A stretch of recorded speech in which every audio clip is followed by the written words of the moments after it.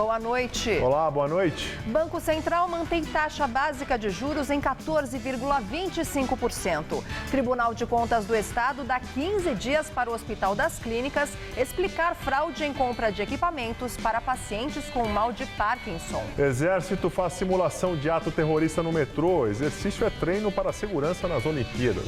Redução nas velocidades nas marginais resulta em queda no número de acidentes e mortes. E você acompanha essas e outras notícias daqui a pouquinho, após um rápido intervalo. Qual Casper você é? Eu sou jornalismo.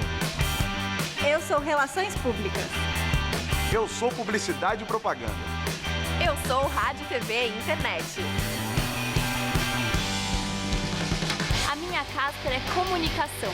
Aqui tem teoria, prática, oportunidade de estágio e a melhor localização.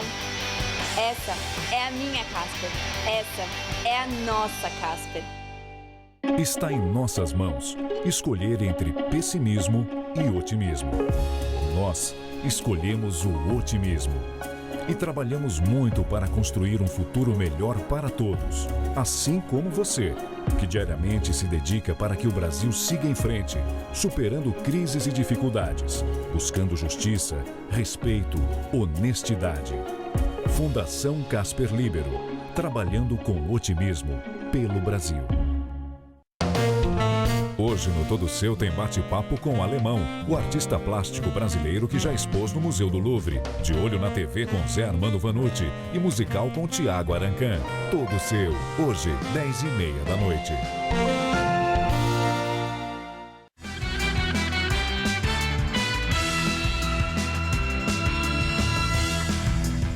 Tribunal de Contas do Estado dá 15 dias para a Superintendência do Hospital das Clínicas de São Paulo esclarecer possíveis irregularidades descobertas na Operação Dopamina. O Ministério Público Federal e a Polícia Federal investigam a compra superfaturada de equipamentos. Hoje, a direção do hospital deu as primeiras explicações sobre o caso. A direção do Hospital das Clínicas de São Paulo garantiu que em 20 dias terá o resultado da apuração interna que começou ontem. O esquema criminoso descoberto pela polícia e pelo Ministério Público Federal envolve a compra de marca-passos cerebrais implantados em pacientes que sofrem de mal de Parkinson. Segundo a investigação, o diretor do Núcleo de Neurocirurgia do Hospital das Clínicas, Valdomiro Pazin, e o médico cirurgião Eric Fonoff induziam pacientes a entrar com ações na justiça para pedir urgência na cirurgia de implante. Com a ordem judicial, o aparelho era comprado sem licitação por 4 vezes o preço de mercado e os pacientes conseguiam furar a fila de espera pela cirurgia. A direção do HC informou que o médico e o diretor, suspeitos de receber propina da empresa que fornecia os marca-passos, desde ontem não estão mais nas funções. O diretor entrou em férias logo depois que o escândalo veio à tona e o médico foi afastado do atendimento aos pacientes. Ele é um funcionário público e o funcionário público tem direito a um julgamento. Ele foi afastado da atividade assistencial. Houve uma denúncia e o médico vai ter que ter todo o espaço para a sua defesa. Segundo os diretores, embora as cirurgias tenham sido realizadas no HC, os 154 marca-passos cerebrais superfaturados não foram pagos pelo hospital, e sim por prefeituras de várias cidades, alvo das ações judiciais. O superintendente admite que o Hospital das Clínicas também cumpriu ordens da Justiça para as cirurgias de urgência, mas que não houve sobrepreço na compra dos aparelhos. Existem 2 tipos de mandado judicial. Um mandado judicial que é diretamente contra o Hospital das Clínicas e um mandado judicial que é contra as prefeituras, municípios e estados. Desses mandatos judiciais que foram contra o Hospital das Clínicas, por isso que a gente adquiriu um equipamento emergencial, quando a gente percebeu que isso estava em aumento, a gente foi para um pregão internacional. E desses 37 que a gente adquiriu, um foi o que a gente comprou emergencialmente e os outros 6 foram mandatos judiciais contra o Hospital das Clínicas. E todos eles foram adquiridos no preço de R$ 23.700. O Comitê de Política Monetária do Banco Central realizou hoje a primeira reunião sob o comando de Ilan Goldfein. O Copom decidiu manter a taxa Selic, a taxa básica de juros, em 14,25% ao ano. Já faz um ano que a taxa Selic está neste patamar. De acordo com o comunicado publicado após o fim da reunião, o Banco Central indica que a Selic vai permanecer inalterada nas próximas reuniões. E um pouco mais cedo, o ministro da Casa Civil, Eliseu Padilha, havia dito que o presidente interino Michel Temer via com bons olhos uma possível redução da taxa de juros. Mas logo em seguida, Temer desmentiu o ministro com uma nota oficial afirmando que o Banco Central tem autonomia. Hoje de manhã, no Palácio do Planalto, Padilha falou sobre a taxa de juros ao ser questionado se Temer havia pedido ao Banco Central para reduzir a Selic. Se nós analisarmos todos os indicadores, nós vamos ver que os economistas do Brasil estão mostrando que nós teremos forçosamente uma queda nos juros. Isso agrada o presidente e ele vê com bons olhos se nós pudermos, mas teremos que respeitar por inteiro a autonomia do Banco Central, mas se nós pudermos corresponder a essa expectativa. Pouco depois, Temer rebateu o ministro pelo Twitter. O presidente interino publicou que o Banco Central tem plena autonomia para definir a taxa de juros, que a política monetária tem como prioridade combater a inflação, e que esse é o objetivo central de seu governo. As mesmas declarações de Temer foram divulgadas em nota oficial pela Secretaria de Imprensa. Segundo a nota, o objetivo é evitar especulações no mercado sobre a interferência de Temer em relação à taxa de juros. E o ministro do Trabalho, Ronaldo Nogueira, disse que o governo Temer deve enviar até o final do ano uma reforma trabalhista ao Congresso. Segundo Nogueira, serão enviadas 3 propostas: a atualização da CLT, a regulamentação da terceirização e a transformação do programa de proteção ao emprego em algo permanente. Ele também destacou que a mudança vai prestigiar a negociação coletiva, além de tratar de salário e jornada. E garantiu ainda que a reforma não vai revogar direitos. Direto de Brasília, Josias de Souza fala sobre essas reformas propostas pela gestão Temer. À espera da confirmação do impeachment de Dilma Rousseff pelo Senado, o governo de Michel Temer passou a operar no modo pause. O governo mantém no forno um conjunto de reformas estruturais. Michel Temer reconhece que as medidas são urgentes. Ele admite que são medidas amargas, impopulares. Jura que não hesitará em adotá-las. Mas Temer adia tudo para depois da confirmação do impeachment. Faz isso para evitar marolas. No modo pause, a principal ferramenta de governo é a barriga.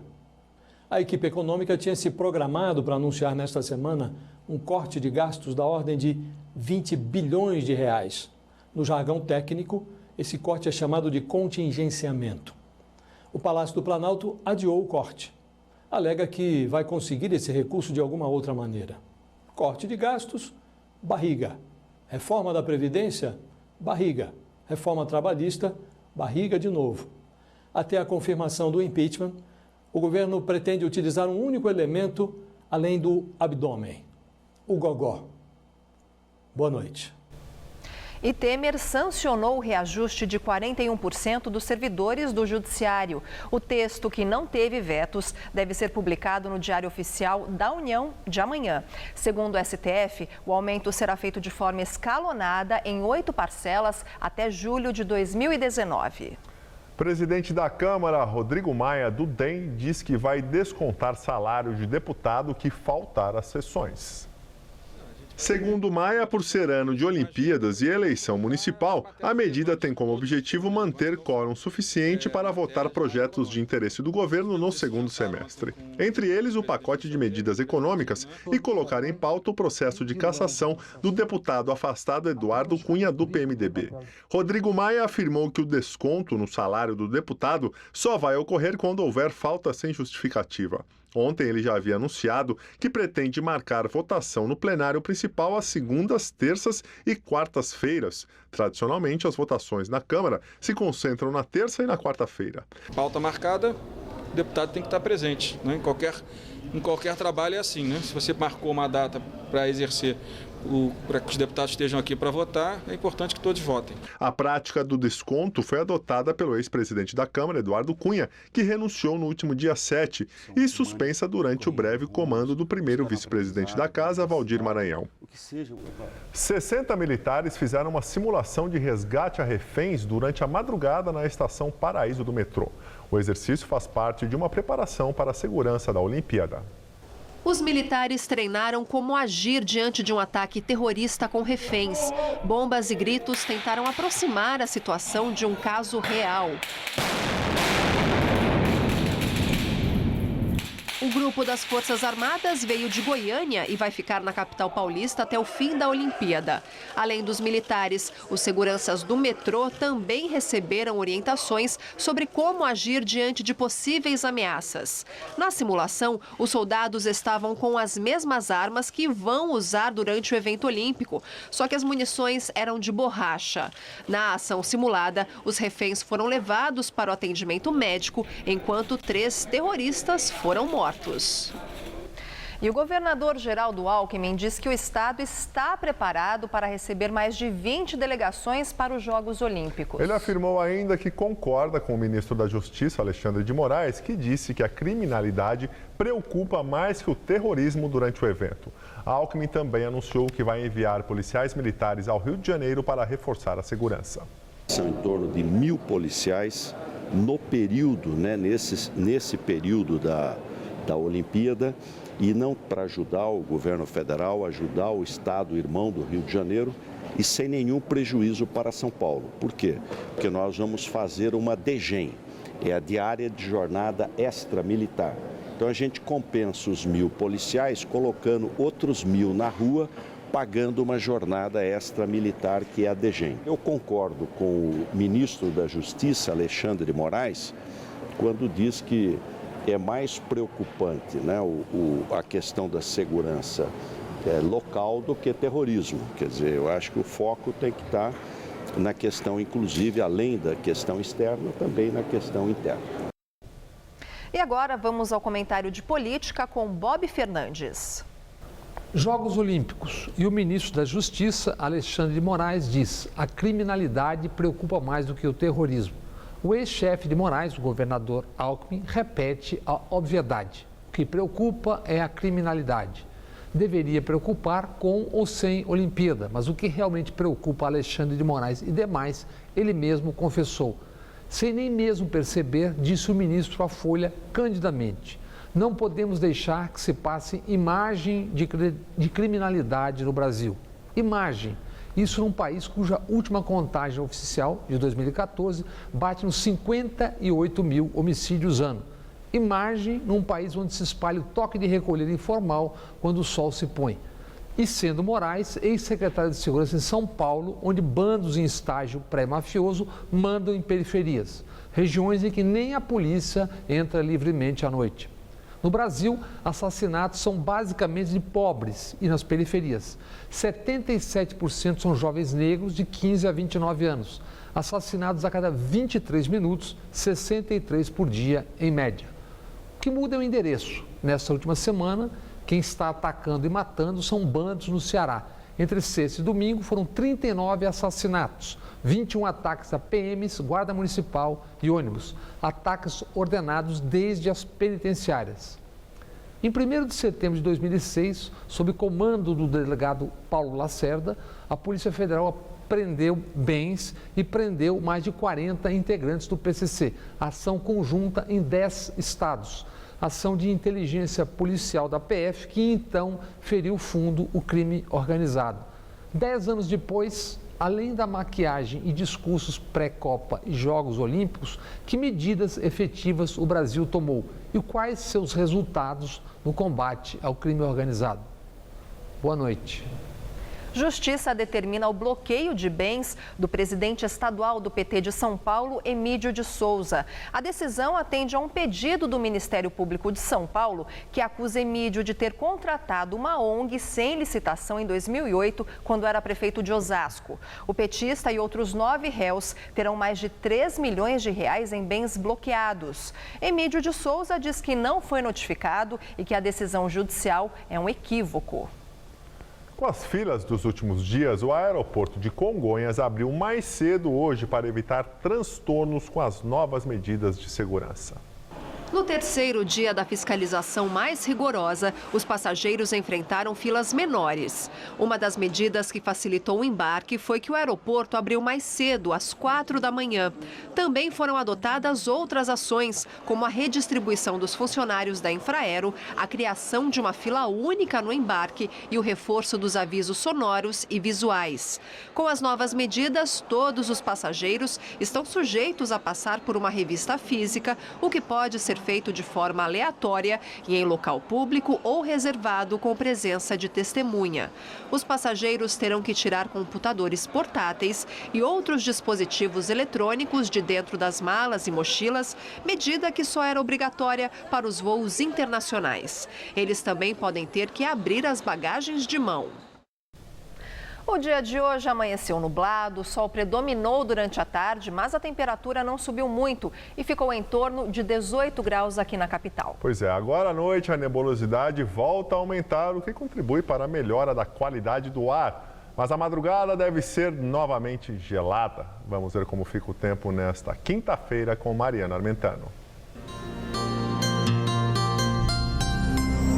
Olha, é bom sair de casa bem agasalhado, porque o frio vai continuar em todo o estado, principalmente de manhãzinha. A massa de ar frio de origem polar continua mantendo o tempo firme, sem chuvas, mas as temperaturas não estão subindo muito não e o frio vai continuar pelo menos até o final de semana, sem expectativas de chuvas. Vamos ver algumas temperaturas pelo estado? Olha, em Marília, amanhã, mínima de 9 e máxima de 22 graus. Em Bauru, mais ao centro do estado, as temperaturas ficam entre 10 e 23 graus. E na cidade de Sorocaba, no leste paulista, mínima nessa madrugada de 9 e máxima amanhã à tarde de 21 graus. Vamos ver como fica o tempo aqui na região metropolitana. Nesta quinta-feira, os termômetros vão amanhecer marcando 11 graus por aqui e durante o dia não vai fazer mais que 17 graus, bem friozinho. Já na sexta-feira, as temperaturas ficam entre 10 e 18 graus. E no sábado, já deve esquentar um pouquinho. A previsão é de um dia ensolarado, com máxima de até 23 graus. Um ano depois da redução da velocidade nas marginais, dados da CET mostram que houve queda no número de acidentes com mortos ou feridos. Segundo a CET, o número de acidentes com vítimas passou de 608 no primeiro semestre de 2015 para 380 no mesmo período desse ano. Em 20 de julho do ano passado, a velocidade foi limitada a 50, 60 e 70 km por hora nas pistas locais, centrais e expressas das marginais. De acordo com a companhia, a lentidão nas marginais Tietê e Pinheiros também apresentou queda de 38,5% e 8,7%, respectivamente. Entre 2013 e 2016, o número de radares fixos nas vias aumentou, passando de 19 para 96, além de 10 radares pistola, que funcionam em 35 pontos diferentes das marginais. O antigo empório de secos e molhados de São Paulo oferece mais que quitutes e produtos para o paladar exigente dos frequentadores. Patrimônio cultural da cidade, a Casa Godinho tem muita história e tradição que são retratadas num livro que acaba de ser lançado. É claro que já passaram por aqui vários donos, mas a antiga mercearia se mantém fiel às tradições. Ela chamou a atenção desta historiadora, que transformou sua tese de doutorado em um livro. Tudo começou com a chegada de José Maria Godinho ao Brasil. O jovem imigrante português veio sozinho tentar uma vida melhor no país. Ele saiu de Portugal com 14 anos, ele veio para cá com um relógio de ouro no bolso e 20 escudos. Silvia teve acesso a documentos antigos e também conversou com familiares do proprietário. e descobriu por meio de pesquisas que a primeira mercearia Godinho foi aberta na região da Sé em 1917 e não em 1888, como se imaginava. Em 1926, o armazém de secos e molhados com produtos importados ganhou uma filial na rua Líbero Badaró, onde está até hoje. A elite toda, que é a maior compradora dos produtos, vem para o Centro Novo, por causa do mapping, né, o municipal, e ele acompanha isso. Duas casas ele não consegue manter, então ele fecha a Sé em 1936. Além de aspectos históricos, o livro descreve situações curiosas de objetos encontrados na mercearia. A gente pode ver ali um retrato do pai Jacó, que foi um líder espiritual, né, era um protetor do ambiente. Há 21 anos, seu Miguel Romano mantém o armazém funcionando. Ele já frequentava o local quando criança, junto com o pai. Nunca imaginava que um dia fosse ser sócio, que hoje ia ser o proprietário, eu e minha esposa, dessa casa. Apesar de muitas gerações já ter passado por aqui, o seu Miguel faz questão de manter algumas características aqui da mercearia bem preservadas. As prateleiras e os balcões de madeira são os mesmos desde a década de 1920. O piso, apesar de estar assim velhinho, desgastado pelo tempo, também nunca foi trocado. Esse ambiente, você não consegue copiá-lo e levar para outro local, entendeu? Isso é o que realmente conta na história da Casa Godinho. O livro Casa Godinho, um lugar de memória na cidade de São Paulo, foi lançado pela editora Mackenzie e já se encontra nas livrarias. Renuncia ao cargo diretor da Fiesp, que tem dívida de quase 7 bilhões de reais com a União. Laodice de Abreu Duarte é a pessoa física que mais deve ao governo, segundo a Procuradoria-Geral da Fazenda Nacional. A quantia de R$ 6.859.125.000 é referente à empresa do Agro, que pertence à família dele. A renúncia do diretor foi publicada no site da Federação das Indústrias do Estado de São Paulo. Segundo a Fiesp, Laodice está contestando os débitos na Justiça. A Fiesp já tinha dito que não tem nenhuma relação com a dívida. Laodice era um dos 86 diretores da entidade e integrava o Conselho Superior do Agronegócio. O empresário ainda é presidente do Sindicato da Indústria de Óleos Vegetais e seus derivados de São Paulo. Agora as notícias internacionais. A repressão na Turquia já atinge mais de 50 mil pessoas. Professores universitários foram proibidos de sair do país. O presidente Tayyip Erdogan declarou estado de emergência por 3 meses. Ele justificou a medida dizendo que precisa remover as ameaças ao país. O presidente Tayyip Erdogan foi à capital Ankara pela primeira vez desde a tentativa de golpe de sexta-feira. Ele presidiu uma reunião do Conselho de Segurança Nacional. 99 dos 360 generais do país foram formalmente acusados de participação no golpe fracassado. 14 generais continuam detidos, junto com mais 9.300 pessoas. Quase 50 mil funcionários públicos, incluindo policiais e professores, foram demitidos ou presos. A TV estatal turca voltou ao normal. Na sexta-feira, a emissora apresentou um comunicado declarando a lei marcial e o toque de recolher no país, supostamente sob ordens militares. O acesso ao site Wikileaks foi bloqueado em todo o território turco, horas depois de o portal divulgar mais de 300 mil e-mails do partido governista AKP.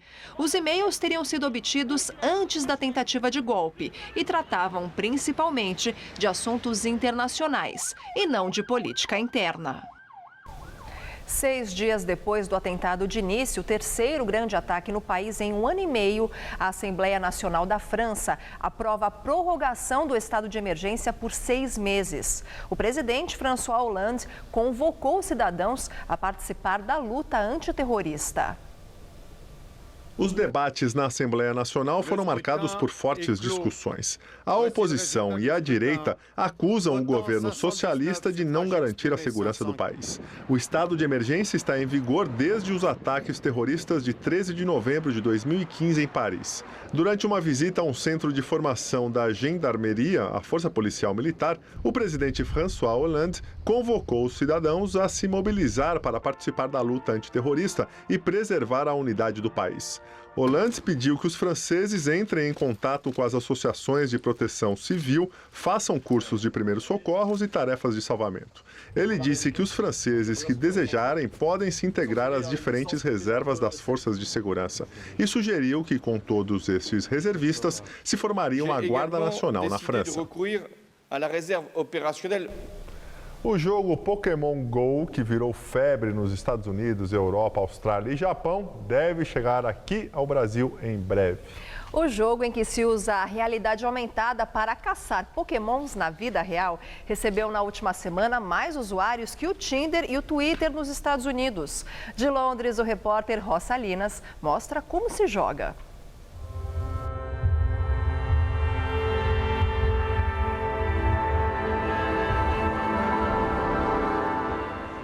Se você acha que andar pela rua sem esbarrar com alguém que está usando um celular já era tarefa difícil, agora ficou bem mais complicado. Pokémon GO é o novo jogo de celular que virou febre no mundo inteiro. Já são mais de 10 milhões de downloads. O game é o mais novo produto de uma franquia milionária, que inclui o famoso desenho dos anos 90. O objetivo continua o mesmo: capturar pokémons que estão espalhados em lugares da cidade. É só usar o GPS e andar por aí. Quando você encontra um Pokémon como esse, é só você apontar a câmera do seu celular e jogar sua Pokébola.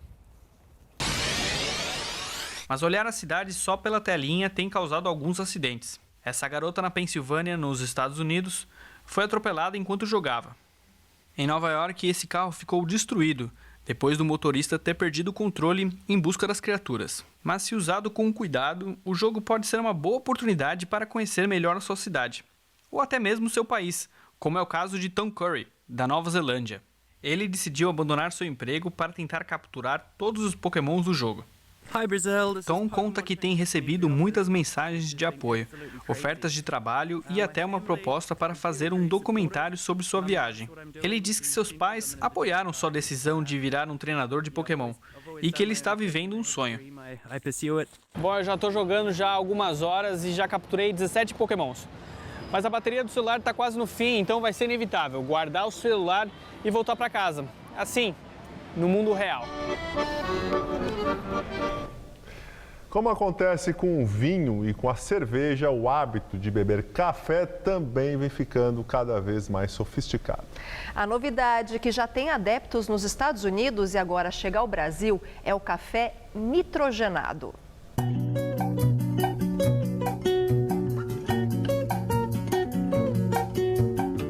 Mais de 750 rótulos diferentes de cerveja, algumas chamam a atenção pelo ingrediente inusitado. Tem cafezinho na bebida. Como componente para agregar na cerveja, é uma matéria-prima que orna muito bem, né? Combina muito bem com cervejas fortes. E hoje também eles aplicam também para cervejas mais menos encorpadas, né? Uma coisa mais soft.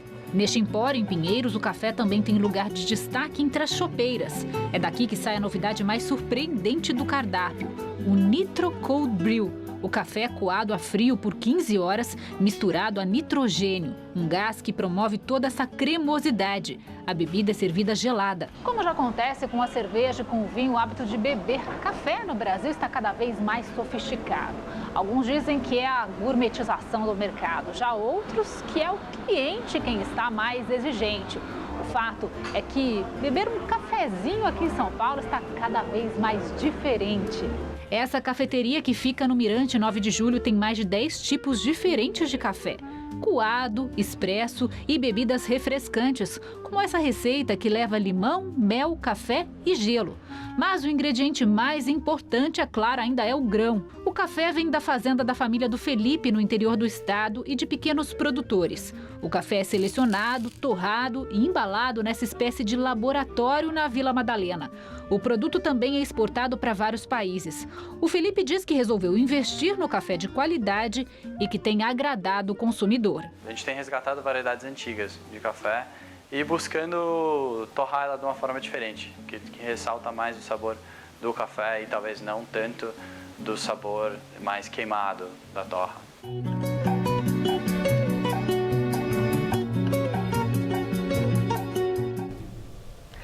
Bem, nós ficamos por aqui. A edição de hoje pode ser vista no site do Jornal da Gazeta. Boa noite para você também. Tchau, Lu. Até amanhã. Muito obrigado pela companhia. Fique agora com o programa todo seu. A gente se vê amanhã. Até lá.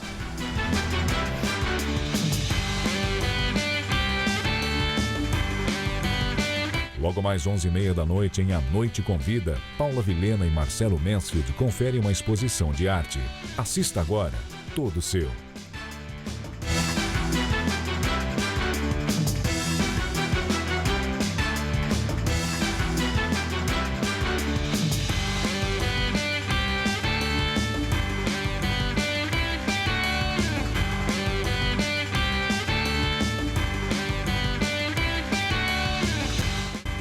Jornal da Gazeta, edição das 10.